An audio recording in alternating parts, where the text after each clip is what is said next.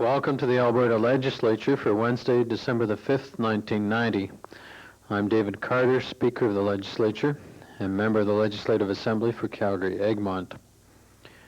This afternoon, after question period, the House will be in Committee of the Whole dealing with the Natural Resources Conservation Board Act, Bill 52.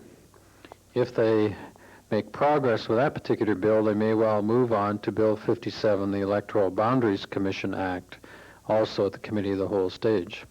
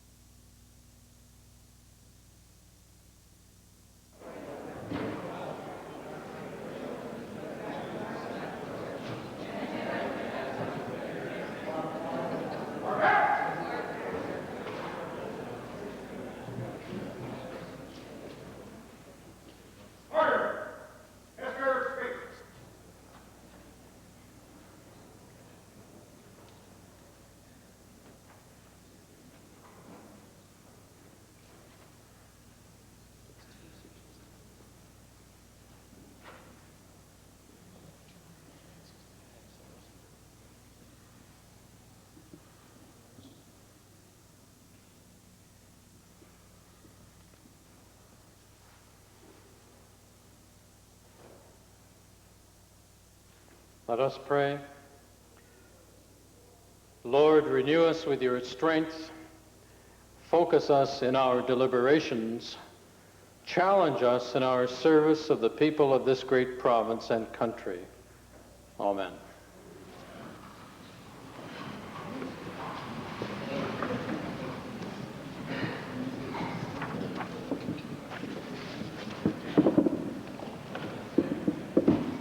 Introduction of visitors. Presenting petitions. Reading and receiving petitions. Member for Edmonton Jasper Place. Mr. Speaker, in view of the distraction yesterday, I wonder if we could have the petition read on public transit from Red Deer. I think that's next.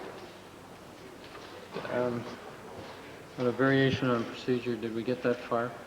Okay. Forgive me, honorable members of the House, and in particular Edmonton Jasper Place. Perhaps we could come back to the presentation of petitions. Member for Westlock Sturgeon. Presenting a petition, Mr. Speaker, it's my privilege to present a petition from over 600 signatures from the residents in town and District Westlock requesting the Legislative Assembly to urge the Government of Alberta to move ahead with construction of the new Immaculata Hospital as swiftly as possible, as the land has already been acquired. Thank you. Thank you. Clerk. Reading and receiving petitions. Jasper Place. Mr. Speaker, there was, I wonder if the clerk could read the petition from Red Deer I tabled yesterday. We, the undersigned, hereby ask the Alberta Legislative Assembly to increase support for public transit policy. Presenting reports by standing and special committees. Notices of motions. Member for Calgary Forest Lawn. I'd like to indicate my intention under Standing Order 40 to rise immediately following oral question period and move the following. Be it resolved that this Assembly transmit to the Government of Canada our strenuous objection to the $100 million budget cuts to the Canadian Broadcasting Corporation, which have resulted in the closure of 10 regional CBC outlets, including Calgary CBC operations effective today, causing the loss of over 100 jobs and severing vital communication links in southern Alberta, and their call for reinstatement of full operational funding for the Canadian Broadcasting Corporation.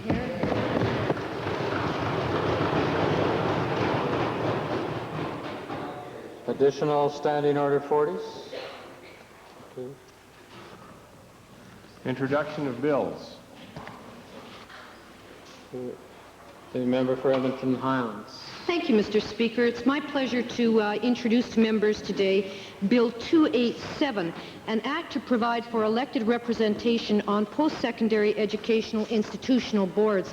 Mr. Speaker, this is a very innovative bit of legislation. It would put an end to the appointment by patronage system of boards of governors for colleges, universities, and technical institutions, and lo and behold, even in the modern 1990s, allow for democratic election to those boards. Member for Edmonton Highlands had moved first reading of Bill 287, an act to provide for elected representation on post-secondary educational institute boards. Those members in favor of first reading, please say aye. Aye. Opposed, please say no. Carried. Bill number 287, an act to provide for elected representation on post-secondary educational institute boards. It's introduced by the Honourable Member Ms. Barrett. It's now read a first time. Calgary McKnight. Mr. Speaker, I request leave to introduce Bill 252, an act to amend the Universities Act. This bill will define the ancillary fees that may be established by the province's universities. This would eliminate the ability of universities to circumvent the limits placed on fees for instruction. Member for Calgary McKnight has moved first reading of Bill 252, an act to amend the Universities Act. As members in favor of First reading, please say aye. Aye. Opposed, please say no. So ordered. Bill number 252, an act to amend the Universities Act, introduced by the Honourable Member Mrs. Gagnon, is now read a first time. Tabling returns and reports. I would like to table 4 copies of the 1989-90 annual report of the Alberta Mortgage and Housing Corporation. Minister of Labour. Mr. Speaker, I would like to table the annual report of the Public Service Commissioner covering the year ending in March 31, 1989. Thank you. Member for Calgary McCall. Mr. Speaker, I'd like to table the annual report of the Alberta Alcohol and Drug Abuse Commission for the year ending March 31st, 1989. And I would like to mention, Mr. Speaker, the report is done on recycled paper. Edmonton Centre. Mr. Speaker, I'd like to file with the Assembly letters from several positions in North and Central Alberta pertaining to the need to press ahead with the funding for the Royal Alexandra redevelopment. One such letter from as far as Westminster, as well as a similar letter from the Mayor of the City of Edmonton.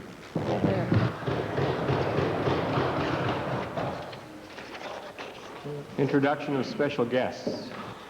The Minister of Energy.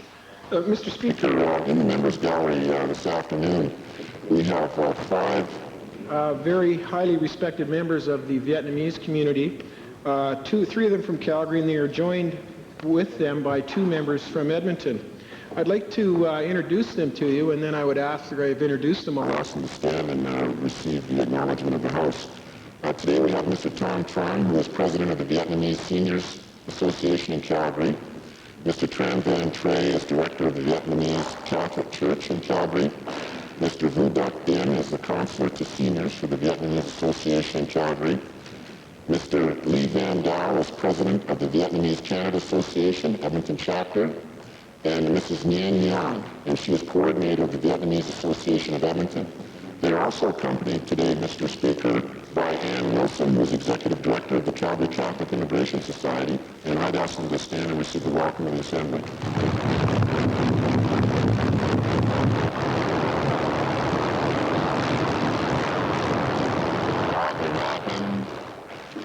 Mr. Speaker, I'm very pleased today to introduce to you and through you to the members of the Assembly 5 leaders of the Alberta Hispanic community.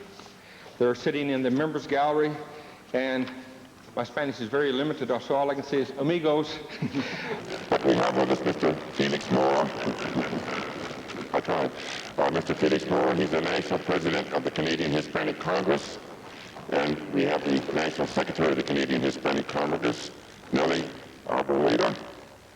And we have the Canadian member from Calgary, the Sergio Chacon.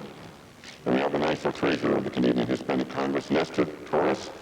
And we have the member from Edmonton, of the provincial chapter in Edmonton, Hernan Quinteros. And they're in the members gallery, and I'd like for them to rise and receive the warm traditional welcome of the legislature.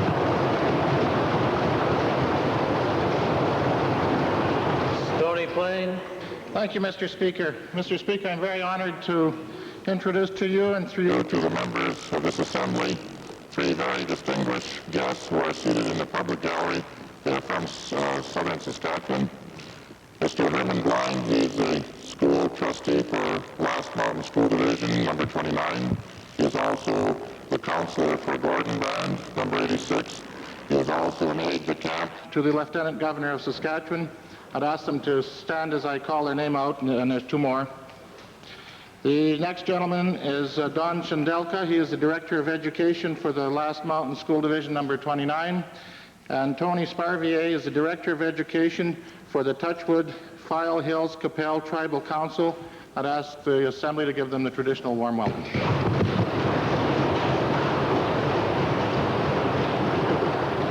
Edmonton Millwoods.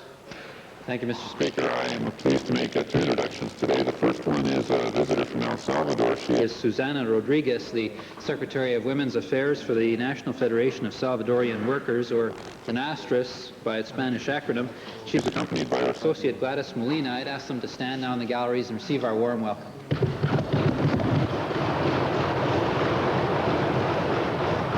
Mr. Speaker, it also pleases me to be able to introduce today a dynamic group of young students from John Paul I Elementary School in the constituency of Edmonton Millwoods. They're accompanied by their teacher, Mr. Jerry Beal. I ask them now to stand in the gallery and receive our very warm applause.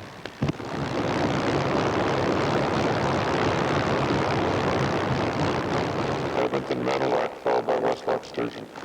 Thank you, Mr. Speaker. I would like to introduce to you and through you to members of the Legislative Assembly 40 students from St. Martha's School in the constituency of Edmonton Meadowlark. I was asked by one of the young women in the class to underline that they are 40 smart students from St. Martha's School, and knowing them as I do, I can confirm that that is in fact the case. They are accompanied today by Vince Isaac and Hugh Esch, their teachers, and I would ask that they rise in the gallery and receive the welcome of the members of the legislature.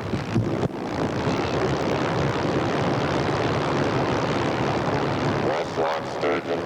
Mr. Speaker, I would like to introduce to you and through you to the legislature 14 very energetic and bright students from the Alexander Indian Reserve attending the Kapuktakau Education Center in the public gallery. Accompanied by teachers and parents, Laura Okamau, Bertha Laboucaine, and Arthur Arcan. Would they stand, rise, and get the traditional welcome of the legislature? Minister of Recreation and Parks, followed by the member for Edmonton Kingsway. Thank you, Mr. Speaker. It's my pleasure today to introduce to you and to the members of the Legislative Assembly 29 grade 10 students from Sedgwick Central High School in the constituency of Vermilion Viking. They are accompanied by their teacher, Mr. Greg Martin, who has shown a tremendous dedication over the years in bringing students to this assembly so they can witness parliamentary democracy in effect. I would like them to stand in the members' gallery and receive the warm and cordial welcome of this House.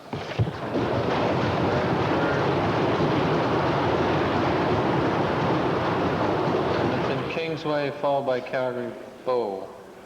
Thank you, Mr. Speaker. It's my pleasure today to introduce to you and through you 13 members of the English as a Second Language students in the Alberta Vocational Centre, the Winifred Stewart campus in my riding.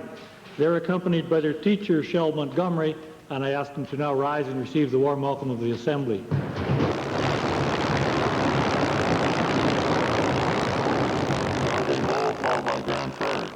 Mr. Speaker, we chair the Alberta branch of the Commonwealth Parliamentary Association in cooperation with the Department of Education, sponsors the Parliamentary Essay Contest. The aim of the contest is to encourage a greater awareness of Parliament and the parliamentary system. This year's first prize winner is Kathleen Rodney from Calgary Bowl. Today, Kathleen was honored for her achievement. Seated in your gallery, Mr. Speaker, is Kathleen, accompanied by her parents, Thomas and Janice Rennie, and her sister Colleen. Would they please rise to receive the warm welcome of the House?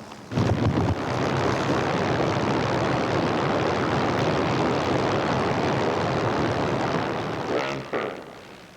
Thank you, Mr. Speaker. I, too, am pleased to announce that Roberta Shepherd from Grand Prairie received the second prize for the 1990 Parliamentary Essay Contest. And today, Roberta's achievements were recognized with a special ceremony in the Legislature building.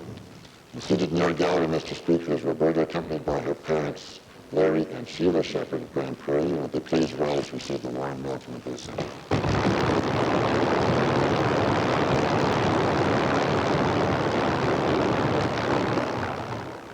Thank you.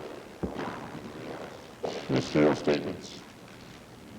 Question period. Mr. Speaker. Mr. Speaker, to the Minister for Health.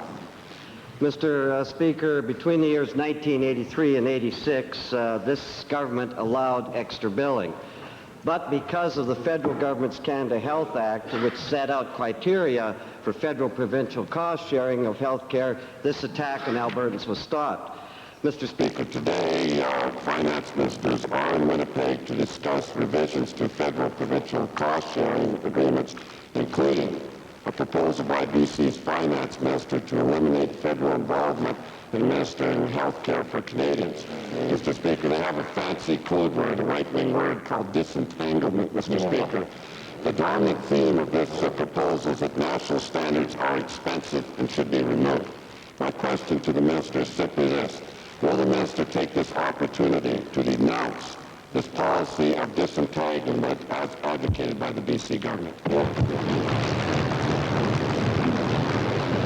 Mr. Speaker, I'm sure that in the two questions which ensue, we will get into what, in fact, the paper is about. But let me say to all members of this House and all Albertans that this Minister of Health, this coincidentally acting provincial treasurer, and this government remain firmly and unequivocally committed to the principles which underlie our system of health care in Canada.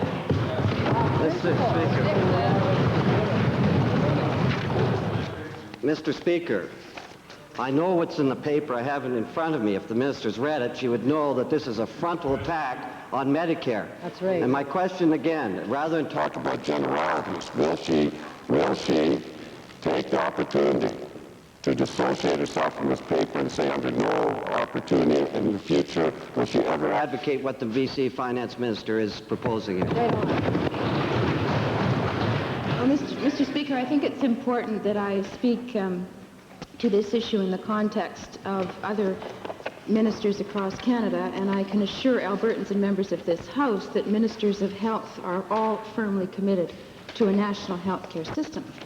What we are concerned about, and what the paper does address, is a situation where tax dollars are diverted by the federal government away from our precious health and education systems, as occurred this year, 1990-91, and yet the provinces are left with the responsibility to make up for that change in priorities by the federal government. That is the issue that is being addressed by the provincial treasurers and the finance ministers, and I support them in addressing that issue. Right. It's not Canadians' fault that they elected a conservative government federally, Mr. Speaker. My question is, clearly there is a thrust to this to get into the finances of getting out of the Medicare system and not spending that money in Medicare. And I want to ask the minister, is she proposing, does she agree with our provincial treasurer, that they'd rather have provincial tax points and they would allow the federal government to withdraw from funding? Is that what you're saying?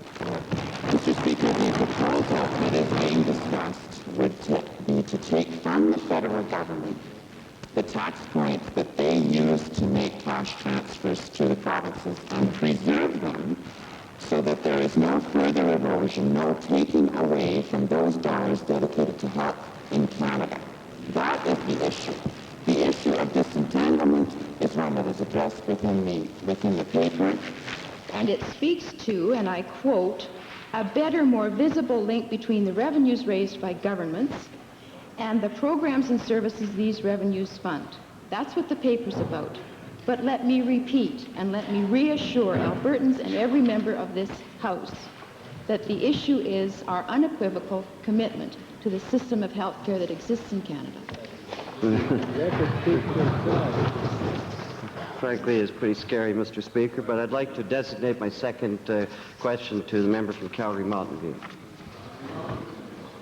Thank you, Mr. Speaker. I understand that since taking office, the Premier's had a mortgage on his personal residence with MIC Holdings. There are very strong links, Mr. Speaker, between MIC and principals in the Churchill Corporation. I'd like to ask the Premier, did he advise his cabinet colleagues of this personal financial arrangement, or did he put in place any precautions to ensure the government did not enter into business arrangements with the Churchill Group while he was Premier? It's a brand new question. Mr. Speaker, I know it's a matter of my personal private life, and that you would not want me to discuss it here in the legislature.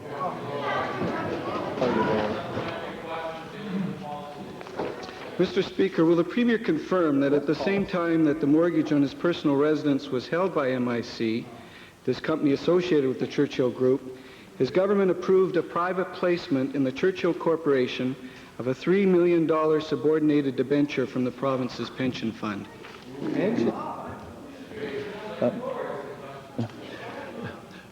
Mr. Speaker, I am not aware of the issue that the honourable member is raising. I would say this, though: the honourable member should be clear as to whether or not MIC and Churchill are associated. Documents filed with the Security Commission, Mr. Speaker, will confirm that the province made this placement if the Premier won't. Does the Premier consider it appropriate that at the same time as the government was investing $3 million into the Churchill Corporation, he had a personal business arrangement with a company closely associated with the Churchill Group of companies? No, that's fine. That's fine. Leader of the Liberal Party.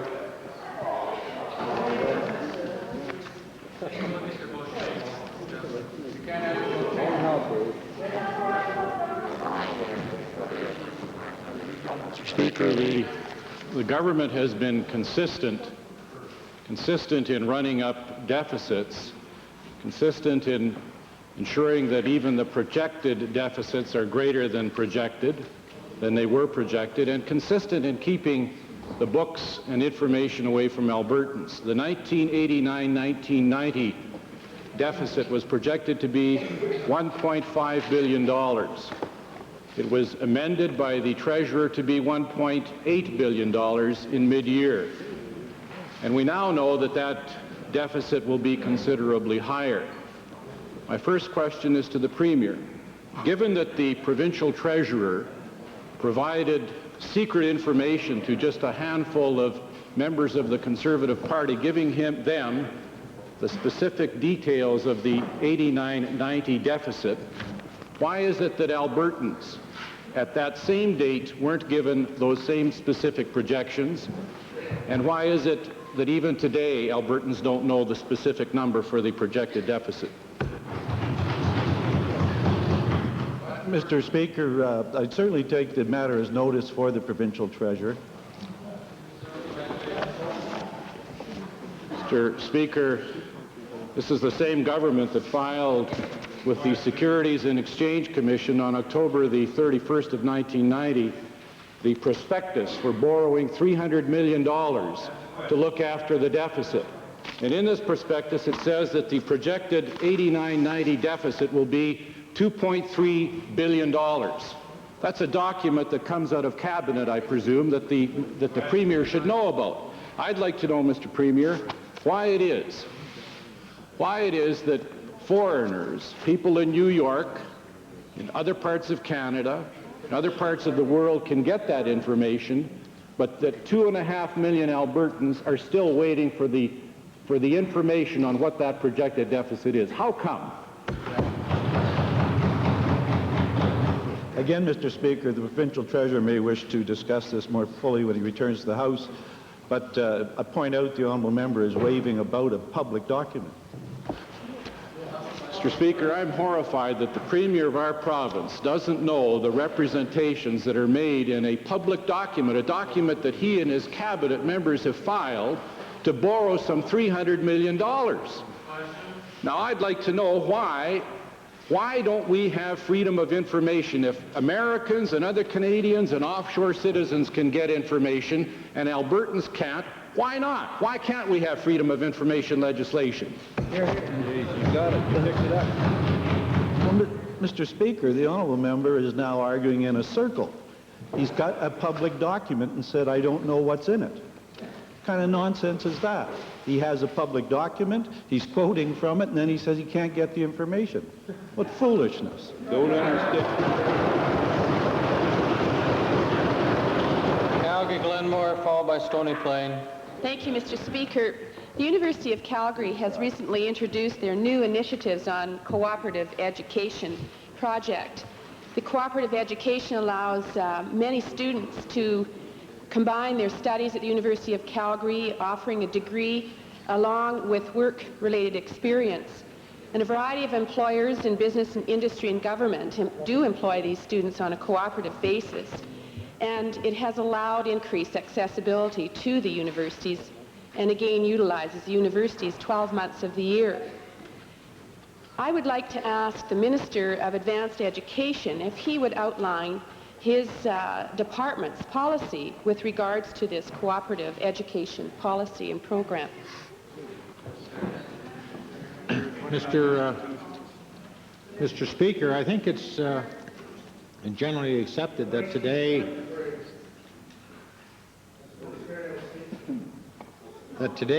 post-secondary institutions recognize that they have a unique role to play with training people and educating people. Part of that, obviously, Mr. Speaker, is work-related.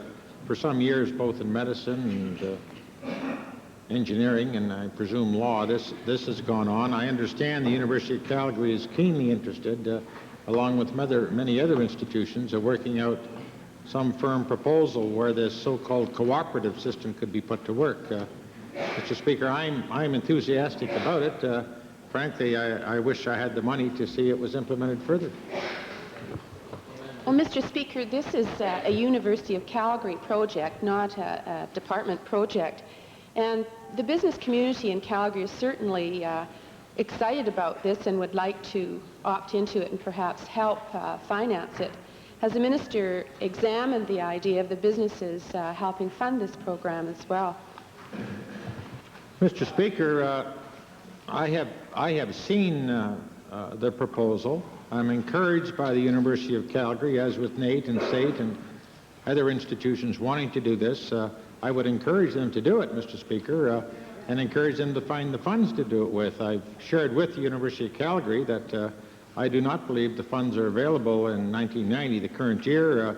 I don't know what the new year holds, but I would encourage them to do whatever they could to see that, on the one hand, the students would pay their fair share. The employer certainly would become involved as one of the major beneficiaries. And I think in the final analysis, Mr. Speaker, it may well indeed improve the whole question of access to our post-secondary institution. Stony Plain. Thank you, Mr. Speaker.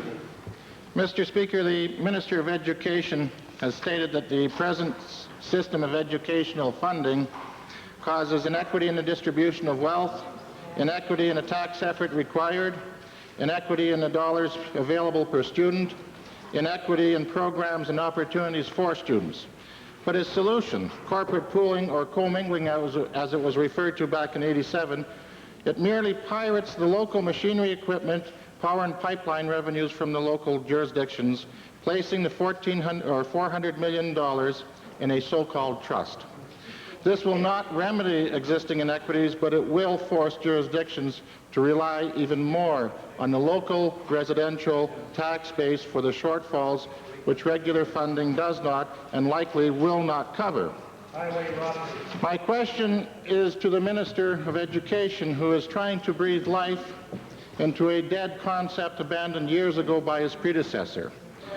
Will the Minister at least inform the Assembly as to when he will introduce legislation to protect money directed to his trust fund, and will he promise that all provincial education funding, not just the corporate pool, will be protected by the said legislation so that it will remain exclusively for the use of education? Mr. Speaker, the honourable member is absolutely correct. There are There are inequities in our school systems across this province. And I could get into a great number of details, Mr. Speaker, and I'll give you just one. When the school board in the Cardston School Division levies $1 mil per student for education purposes only, they raise $71.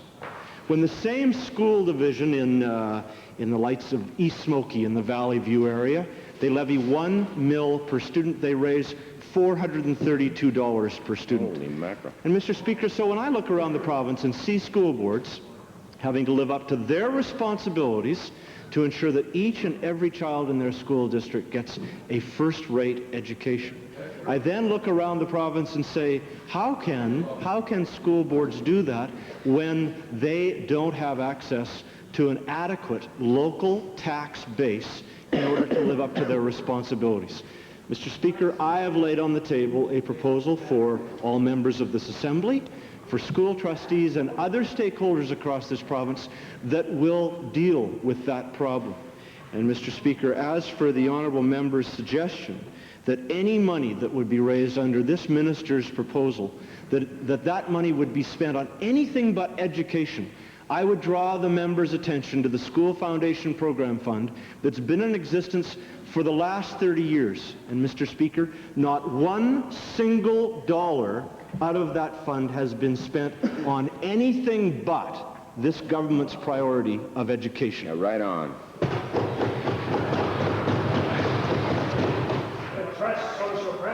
Mr. Speaker, it was upon the request of the Minister of Education that the members of the Alberta School Trustees Association worked hard at coming up with a solution to the problem of inequity in education and in educational funding.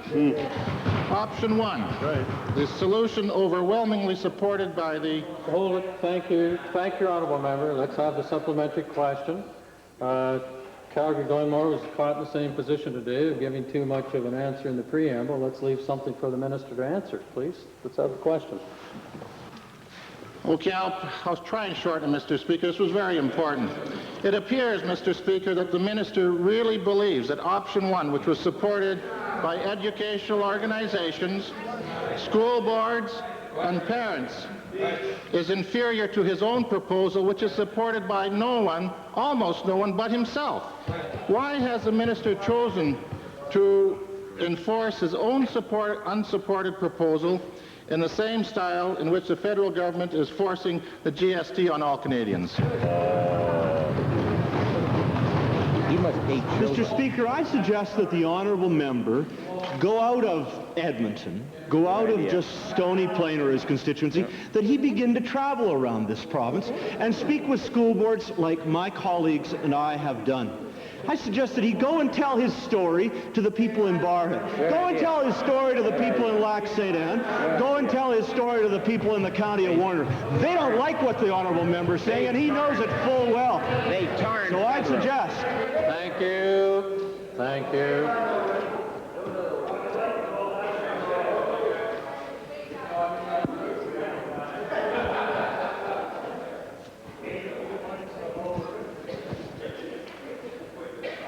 Since the topic is education, the chair is thankful that I trust that most school classrooms in this province are better behaved than this. Calgary Buffalo. Thank you, Mr. Speaker. This is to the Attorney General. Mr. Speaker, there are disturbing reports of members of the Lubicon Band have been arrested by the RCMP for interrogation purposes, held incommunicado without access to legal counsel, and then released without charge, 18 to 19 individuals. Now, the Attorney General well knows that in Canada, police can't arrest individuals for interrogation purposes, but must have reasonable grounds to believe that that individual has committed a specific offense and arrest for that offense. And the reports, if accurate, reflect police practices which are unacceptable in this province, which is supposed to be governed by the rule of law. And I'm wondering what, if anything, the Attorney General is doing or is going to do in order to determine whether these reports are accurate, and if so, to see that a stop is put to them, since they're totally unacceptable. Hear, hear. Mr. Speaker, the incident the honourable member refers to was looked into. As the staff sergeant at the division in Peace River said, There are no improprieties that have taken place, and if anybody has a specific instance that he's not aware of, they should lay their complaint. That hasn't happened. Well, that just isn't that once over lightly isn't acceptable, Mr. Speaker, and I'm wondering whether, in light of the major mess that our governments have been making with respect to Indian issues in this country in the recent times, I'm wondering whether the minister would tell the people of Alberta whether he's prepared to allow the rights of the Lubicon Indians to be trod upon, or whether he's going to do his job as the minister who's responsible for law enforcement in this province and see that the police follow legal practices. Mr. Speaker, the police, to my knowledge, and without a specific complaint coming forward, I can assure the honourable member that they are doing their job.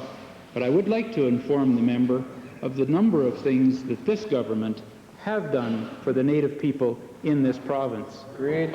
Unsurpassed by anyone.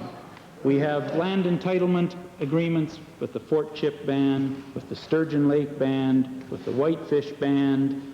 We have a number of them under process right now. We have the Métis legislation, which was passed in this Assembly last year, where 1.25 million acres was given to them and a self-determination process put into place. There's many, many more, Mr. Speaker. I suggest the honourable member just read his Hansard from other sittings. Agreed. Calgary Foothills. Thank you, Mr. Speaker. As security markets become more global, one of the results appears to be the increasingly international nature of the reported abuses, such as the use of Canadian corporations in international stock manipulations, or as we've noted recently, a case where a U.S. mutual fund manager was bribed by Canadian stockbrokers to purchase huge amounts of BC penny stock. Such activities bring our markets into disrepute. My question is to the Minister of Consumer and Corporate Affairs, is how does the Minister propose to protect investors in Alberta from villains from abroad? Mr. Speaker, with respect to the question from the honourable member, over the past 2 years we have moved with legislation in this Assembly to have an information sharing agreement between provinces and between nations. We, in this Assembly last year, passed an amendment to the Act that governs my portfolio, which also gives us the authority to give information to share with respect to the kind of companies I believe the member is talking about. There is nonetheless a good point to the question in that there seems to be a requirement to do more in this fast-moving world, and I am considering a change to the Act which could be recommended to the Assembly that would allow us to carry out investigations here at the request of other governments, other securities commissions, and that would allow us to request the same from jurisdictions across the country. Well, Mr. Speaker, at the present time, the Securities Act only empowers the Commission to cease the trade of a particular company or to prevent a particular individual from trading. I'm wondering if the Minister could do a little more. Could you consider additional sanctions within the Act? Mr. Speaker, I noticed the grey ghost of Liberal leaders past has yelled, what about jail? That in fact is something that we put in the Act a couple of years ago, the ability to send those who would manipulate stocks to jail for up to a 5-year period of time, and that's one of the enforcement mechanisms. Nonetheless, I think we must keep on top of the changes that are necessary to make sure that our market is fair but tough on those who might abuse it. In that regard, I'm considering both the suggestion that those guilty parties, those found guilty before the Securities Commission, may pay for part or all of the hearings that they've in fact caused to take place, and that we might consider a suggestion the honourable member has made, in fact, in days gone by, and that is allowing the Commission to take away a position as director or company officer from a company if that person has been found guilty by the Securities Commission. Those are recommendations we'll consider and may be able to recommend to the House next spring. Member for Edmonton Mill Woods. Mr. Speaker, my questions are to the Minister of Occupational Health and Safety today. Mr. Speaker, Albertans who work in the painting trade are daily exposed to toxic paints, solvents, and other hazardous chemicals which are known to damage human health over time. And yet, despite the documented evidence to this effect, the Department of Occupational Health and Safety still has no regulations governing it. So my question to the Minister is simply this: when will he be bringing forward some regulations to protect the health of these workers?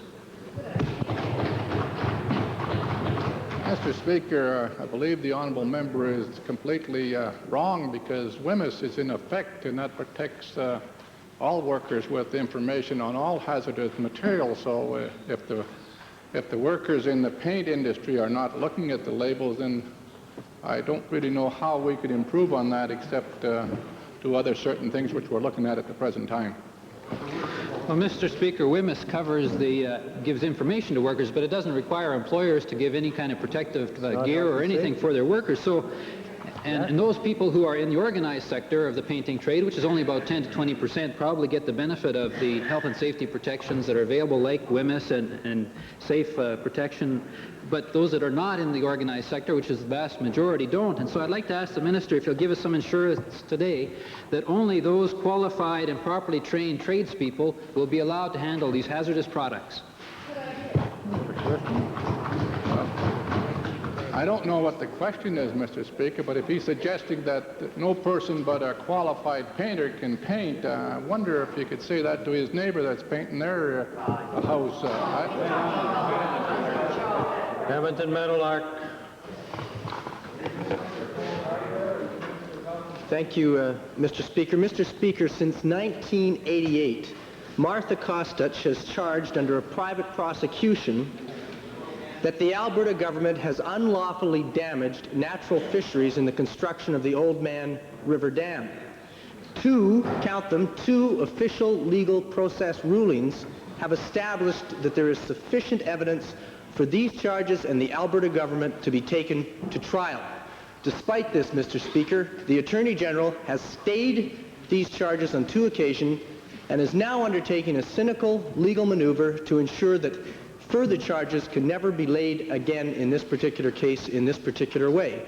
To the Attorney General, will he please explain how his actions can be construed as anything but a blatant abuse of his powers premised upon a clear conflict of interest to cover up environmental impropriety on the part of his very own government?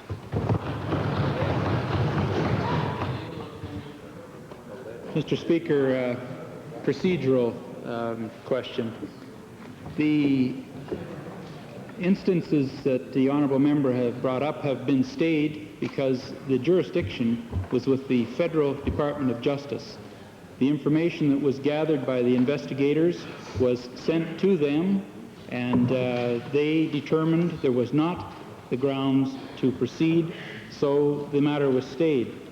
There was another information laid, the procedure was the same, and the information was stayed again.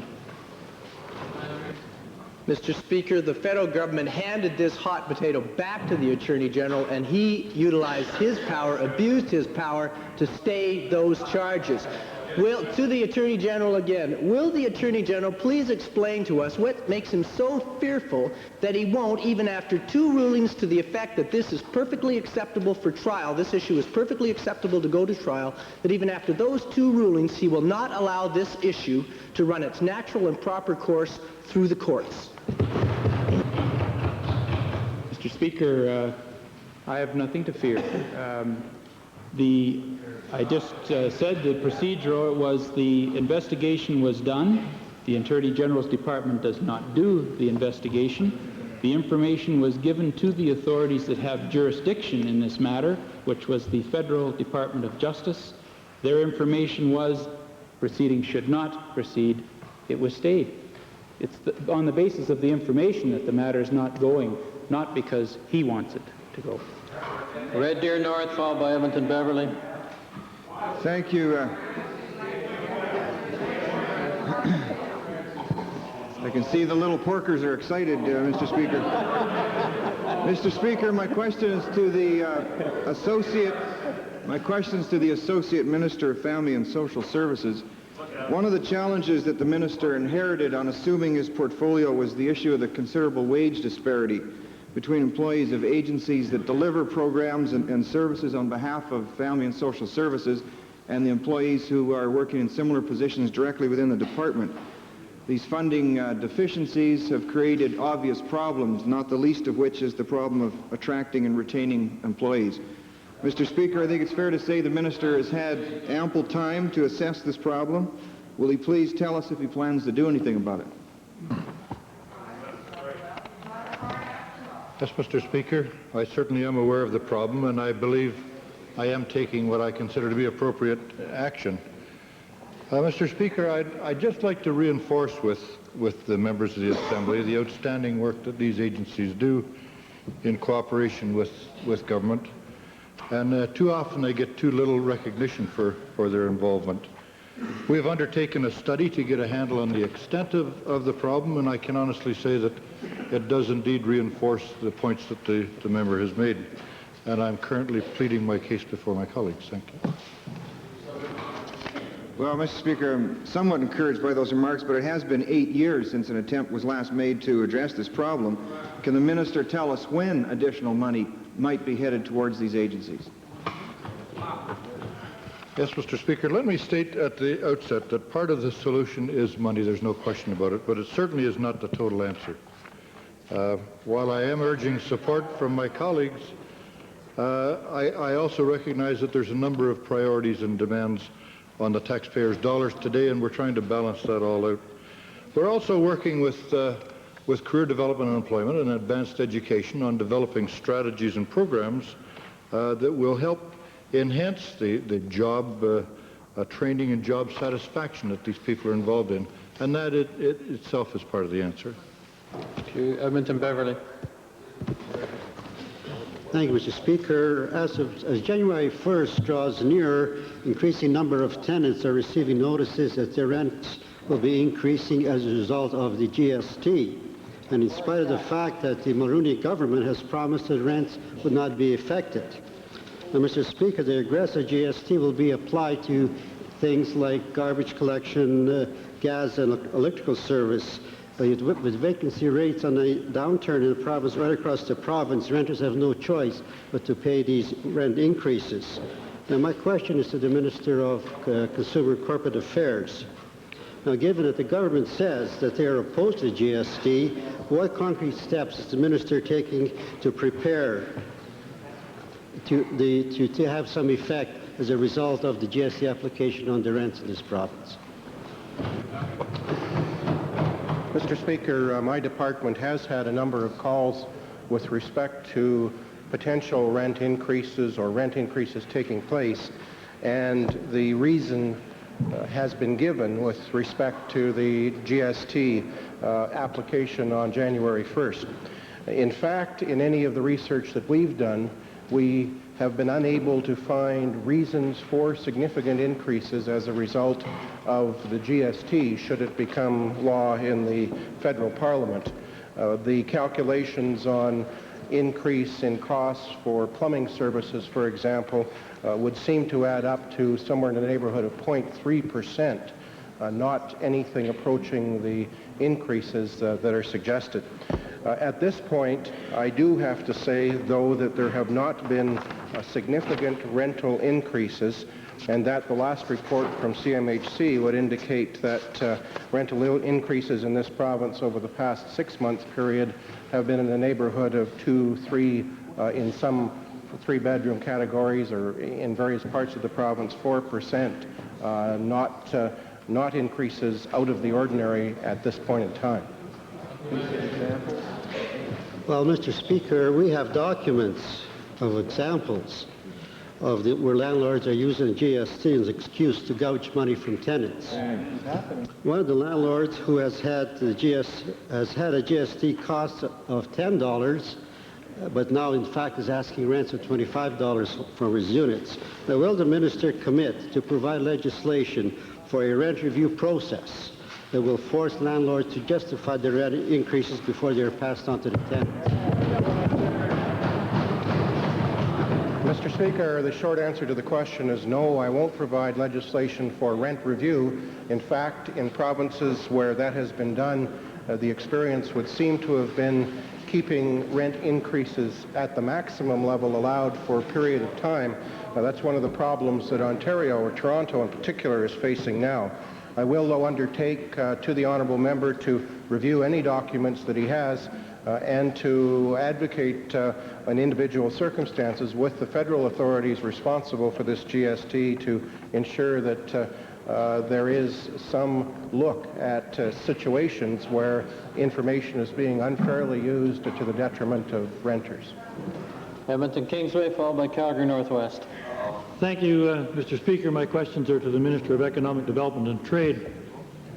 Mr. Speaker, the Minister announced on Monday the sale of Alberta Intermodal Services, and since the taxpayers of this province have put some $32 million into this company, we're somewhat concerned. Given that according to the December 31st, 1988 annual statement, and it's the last one we seem to be able to get a hold of, the operating deficit of this company was some $2.8 million, and the fixed assets were only $7.2 million. How does he expect to get the taxpayers $32 million back? Mr. Speaker, obviously the honourable member didn't read the financial sheet very well that appears in public accounts. Contrary to some of the accusations that honourable members have made, this information is public through the public accounts, and at the appropriate time the additional information is, because we have a legislative authority in which we have to follow. But I indicate to the honourable member, as I have indicated publicly, it is our desire to recoup those funds, hopefully something greater than the amount that we had invested, so that we can again return it to the General Revenue Fund to the benefit of the Alberta taxpayer. This company has performed very well. We have had a number of interests indicated as it relates to the privatization proposal we have made public, and we look forward to receiving submissions from those individuals that are interested. Mr. Speaker, I resent the implication that the public accounts is any more update than the numbers I gave him. They are not. They're 2 years out of date. This government has become rather famous for offering sweetheart deals to bail out Tory friends. And a perfectly good example of that is the Alberta Pacific terminals. Now, what I want this minister to promise is that this company, Alberta Intermodal Services, will not be sold to some company that needs bailing out like Alberta Pacific Terminals. Mr. Speaker, I'm proud to be part of a government that has led this province to be the #1 province as it relates to economic growth.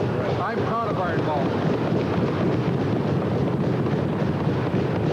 The honourable member can cast all the allegations he wishes. He knows there's no truth to them whatsoever. We involve ourselves in thousands of individual enterprises, thousands of them. And if he is suggesting to us that we shouldn't have, I wish that he would do so openly. We involve ourselves with a Farm Credit Stability Program, which has close to 30,000 loans out. Alberta Opportunity Company, that's involved itself in some 18,000 enterprises. Mr. Speaker, we're proud of that involvement, and that is why this province is the #1 economic province in all of Canada today. Calgary Northwest. Calgary Mr. Northwest. Speaker, my question is also to the Minister of Economic Development and Trade. Recently, the Canadian Federation of Independent Businesses polled almost 22,000 of their members, asking them their opinions on the climate for small business in their province. This is called the Discomfort Index, and the Discomfort Index for Alberta is 292 complaints per 100 members. In fact, as I'm sure the Minister will appreciate, understandably so, only Ontarian business owners are more pessimistic than they are here in Alberta. My question to the Minister is, how does the Minister explain the huge imbalance between a government that's telling everyone how rosy and wonderful things are here in Alberta, and on the other hand, small businesses are crying out for help? What do you want to do about it? Mr. Speaker, I'm not sure if the honourable member is aware of it or not, but every other province outside of Alberta is going through a recessionary period. And because of that recessionary period in other parts of Canada, there is cause for concern amongst our small business community. But I'm happy to report to the honourable member that within this province we have the lowest rate of taxation for the small business community of any province throughout Canada. We're going to maintain that tax competitiveness within this province. We're going to maintain a climate whereby if one is willing to invest, they will prosper. The honourable member is also, I'm sure, going to suggest that we have had an increase in bankruptcies, which is right, but we've also, more importantly, had an increase, substantial increase in corporate business within this province, and we look forward to continued growth as it relates to the small business sector. Well, Mr. Speaker, I'm glad to see that the minister is reading the newspaper as well. One of the big concerns, two of the big concerns, 68% of Alberta's small businesses complain about tax, which the minister mentioned. 59% complain about excessive red tape. Now, my question is, since the provincial treasurer has talked about increasing the taxation by collecting his own taxes, what is the minister going to do to address those two twin evils that are soon going to be increased by this very government? Mr. Speaker, the honourable member is going to have to listen to the answers if he wants to put the questions, because I already answered his first question as it related to taxation levels. I've indicated to him that we do have the lowest taxation rate of any province in Canada for the small business community. It's a rate of 6%, which is unparalleled in any other province in Canada. Secondly, we recognize there is a concern as it relates to red tape, and we are working with the small business community with the hopes of reducing it. Rocky Mountain House, followed by Edmonton Avonmore. Thank you, Mr. Speaker. Many Albertans are very concerned about the price of propane. Last winter we saw a dramatic increase in the price, and it was said that the reason for that was a prolonged cold spell. This year we have seen an equally large increase in the price since last August. To the Minister of Energy, given the fact that propane is a byproduct of the natural gas processing industry, and the price of natural gas has not increased, albeit that it does go up and down, and the fact that we're just now entering the winter, how can this current price of propane be justified? Good question. Mr. Speaker, the honourable member is correct in suggesting that propane is essentially a byproduct of natural gas. However, about 15% of our propane supply does come from the production, association with the production of crude oil. But the member should know that propane is sold in separate and discrete markets to natural gas, Mr. Speaker. Propane is generally used as a competitor for heating oil, and when we see an increase in prices, as we have this year, we tend to see an increase in the price of propane.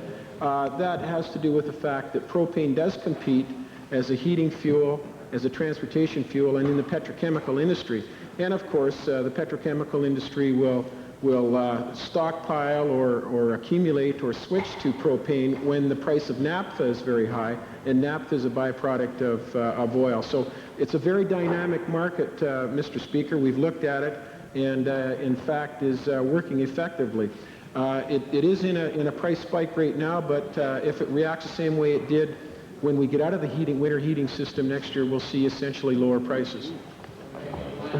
Mr. Speaker, many people have to use propane as a heating source for their homes. They don't have an alternative.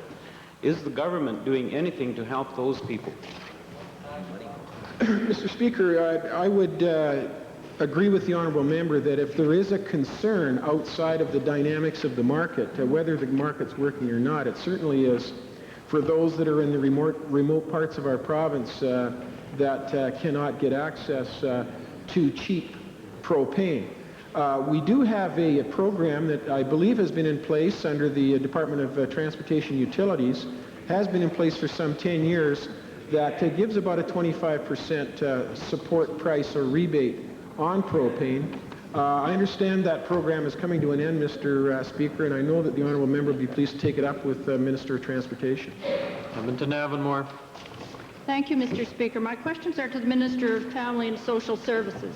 Mr. Speaker, the Minister says through his new social reform package that he wants to reward independence, freedom, and responsibility, a team approach between recipients and social workers to work out individual plans that support individual initiative.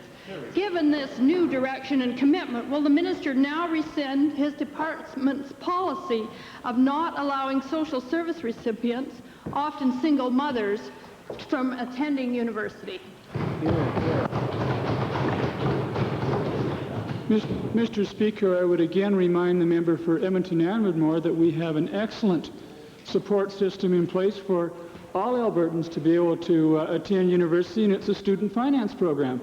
And Mr. Speaker, it's served many Albertans well, and I can tell the member for Edmonton-Avonmore that there are instances, a number of instances, where single-parent mothers on social allowance have been able to make that transition and have been able to successfully complete their university. But again, Mr. Speaker, the process in place to be able to do that is our student finance, and the Minister of Advanced Education might want to supplement that.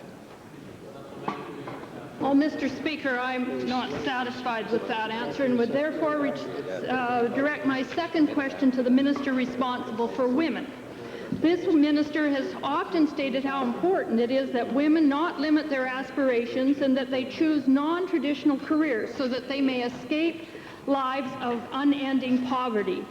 Given that the policies of the Minister of Family and Social Services, which forbids single mothers on social assistance from attending university, thereby limiting their aspirations and careers as well as condemning them to lives of poverty, will the Minister responsible for women now intervene with the Minister of Family and Social Services and have him change this regressive and oppressive policy?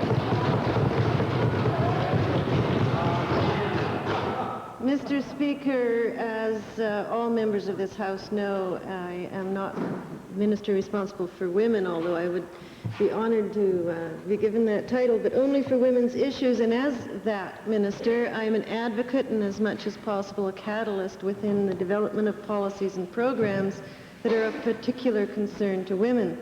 And the member opposite has raised a very significant and key question, and it is one that I know that I have had conversations with the Minister of Family and Social Services, also the Minister of Advanced Education, and also the Minister of Career Development and Employment. We have identified it as an area where we must bring a new focus to bear, and particularly with the reforms that have been announced.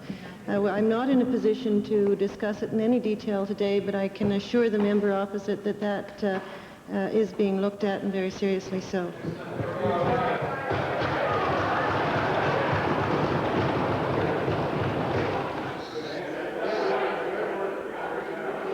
Request understanding Order 40, Calgary Forest Lawn. Thank you, Mr. Speaker. As to urgency, Mr. Speaker, the cuts to the Canadian Broadcasting Corporation budget have resulted in the loss of approximately 100 jobs today in Calgary. These cuts follow another job losses caused by actions of this federal government. The cancellation of the Canadian through Calgary and the transference of Air Canada jobs out of Alberta are but a couple of recent examples. Not only is the job loss important, but the Calgary CBC outlet over the years has performed an important nation-building function in the city, not just in Calgary, but in southern Alberta more generally. So the reason for urgency, in brief, Mr. Speaker, is that if we're going to reverse this despicable action by the federal government, we have to act immediately, we have to act now, and we have to deliver a very strong message to Messrs. Brian Mulroney and his chief financial architect, Mr. Wilson. So I'd urge members to give approval to allowing this motion to proceed.